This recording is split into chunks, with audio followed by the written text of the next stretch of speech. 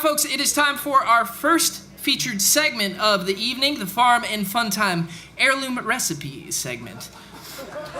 Food is at the center of our culture and is so important to the Appalachian region. Food represents much more than what we eat. Food represents family, memories, history, place, and more.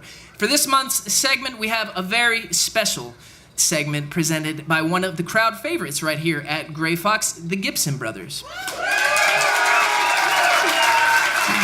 Multiple IBMA Entertainers of the Year, Vocal Band of the Year, and Album of the Year, just to name a few of their accolades. These guys continue to write a new chapter in bluegrass history. It's very fitting to have them here on the program, not only because of their music, but as some of you might already know, they also grew up on a farm in upstate New York. We're very pleased to have them here with us this evening. Please give a big old Farm and Fun Time welcome to the Gibson brothers.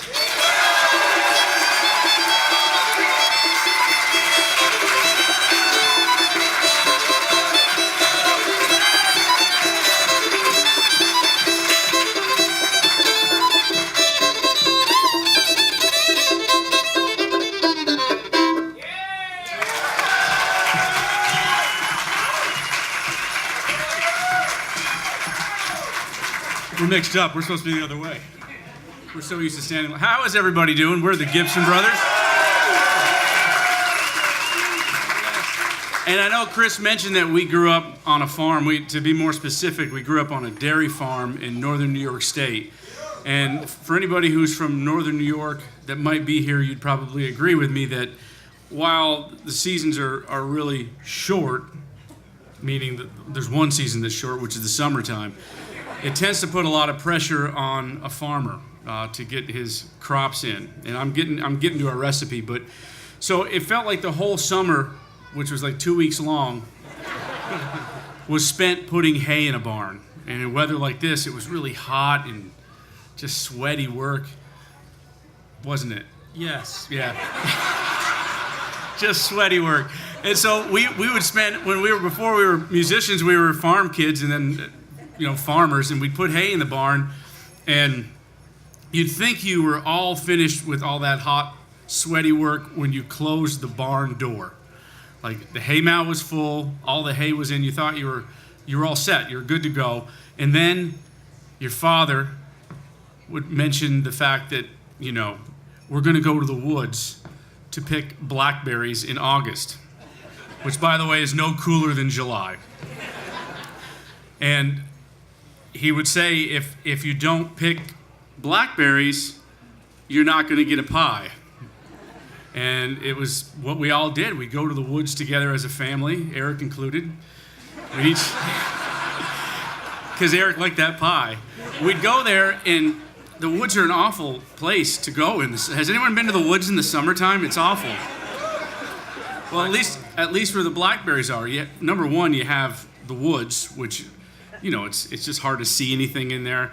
And then you have deer flies in New York State in the summer, which are like a housefly, like a small horsefly that's much quicker than a horsefly and bites. They're awful. You had the berries were located on briars, which meant you're going to cut yourself when you're picking these berries. And you would also have to contend with bears. Our father would carry a shotgun with him when we went to pick blackberries, just I think to scare us more than the bears, but it looks pretty rogue with a guy out there with a shotgun in the middle of the summer. But he always told us if you wanted to have pie, blackberry pie, and let me describe my mother's blackberry pie. She would take the blackberries and put them into a pot and cook them down in sugar till they were just like this jelly, this blackberry jelly, and much sweeter than Mother Nature intended. Mother Nature didn't get it right. Mother Gibson got it right. And she made this great crust that was just the flakiest crust you can imagine. And she would make that crust, and I still can see it today. She would put the berries in, and she would lay the top of the crust over the pie, and then she would massage whole farm milk from our dairy cows into that crust. Not butter, not store-bought number 2%. This was Gibson milk from the Gibson herd, Holstein whole milk. And she put it in the oven, and the whole house would just smell incredible. And that's when Eric really got involved. He was there for the pie, because you couldn't eat it right away. And so he had plenty of warning that the pie was ready, because it came out, the whole house smelled like the blackberry pie, the sweetest smell you can imagine. And it would come out of the oven, and you just stare at it, and you try to calculate when you could eat it, because it's just piping hot, and you got talking yourself into the fact that, well, if I did 2 scoops of vanilla ice cream instead of 1, I think it would cool it just enough. But it was an amazing thing, an amazing way to grow up, and Eric and I want to thank you for having us be here on Radio Bristol to talk about Mother's Pie, and want to invite these guys back up. Eric and Lee Gibson, everybody. A big thanks to Eric and Lee Gibson for participating this evening. Their new release, In the Ground, is available now from Rounder Records. For more information, GibsonBrothers.com. And they're going to be playing over at High Meadow Stage tonight at 9. So go over there. Now, folks, it's time for the second portion of the Heirloom Recipe segment. We always write a jingle based on the story that was told. And Lee shared some wonderful information about berry picking and the pain that goes with it. So we're going to do a tune titled No Pick, No Pie. I wrote this in the van driving from Tennessee last night. So let's give it a try.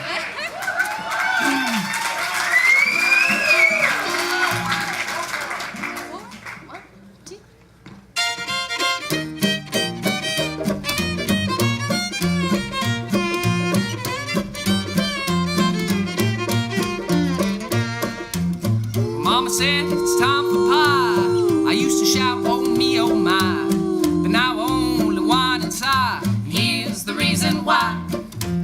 Just when I thought that the work was done, finally time to have some fun, Mama'd say, get the berries, son. And that's when it all begun.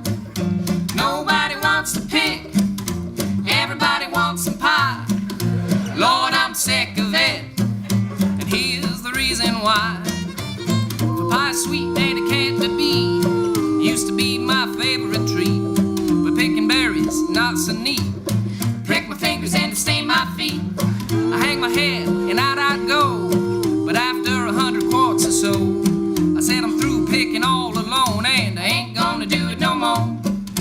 Nobody wants to pick, but everybody wants some pie. Lord, I'm sick of it, and here's the reason why. Well, nobody wants to pick, but everybody wants some pie. Nobody picks, ain't nobody getting a pie. Well, nobody picks, ain't nobody getting pie. Oh, come on! If nobody picks, ain't nobody getting pie.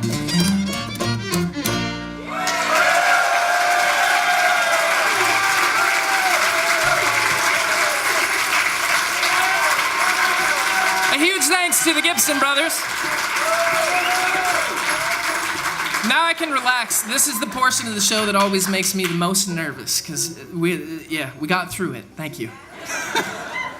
All right, it is time for another word from another wonderful sponsor, Window World Tri-Cities.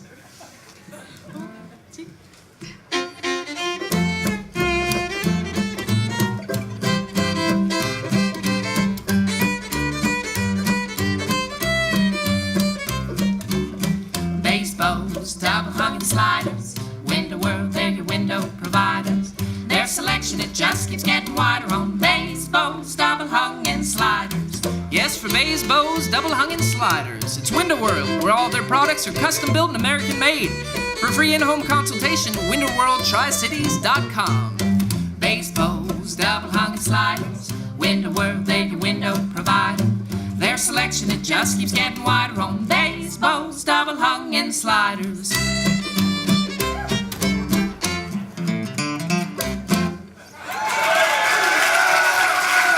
Big thanks to Window World, Tri-Cities.